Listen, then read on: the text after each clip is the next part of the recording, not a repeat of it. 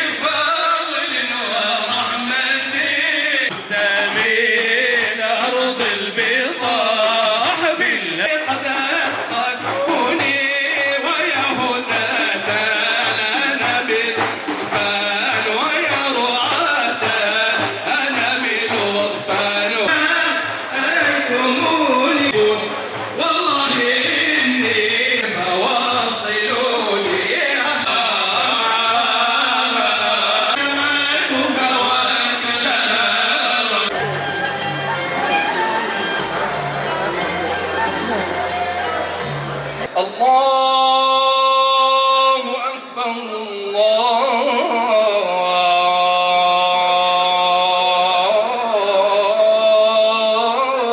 Allahu Ekber. Siirt Şubemizin ev sahipliğinde birlik, beraberlik ve kardeşlik bağlarımızı güçlendirdiğimiz bu güzel iftar sofrasında bizleri buluşturan Cenab-ı Hakk'a şükrediyor, hepinize saygıyla selamlıyorum. Hayırdan hayra koşan, hayra ve iyiliğe vesile olan ve birleşen tüm yolların kavşağında Türk Kızılayımızın ve Türk Kızılayımıza gönül veren çalışmalara katılanlarımızın ya kendilerini veyahut da abnelerini diliyoruz. Bu hayırlı çalışmalarımızda yıllardır bizlere destek veren çok kıymetli iş adamlarına ve birliktelik ve beraberliği işte bu Ramazan'ın rahmeti, bereketiyle taşlandırıyoruz inşallah. Bu kardeşlerimizi burada görmekten, Siirt'te görmekten ve Siirt'in milletvekili mutluluk duyuyorum. Allah kardeşimizi pekiştirsin. Her zaman böyle ümmetin bu böyle birlikleri beraber daim olsun diyorum inşallah.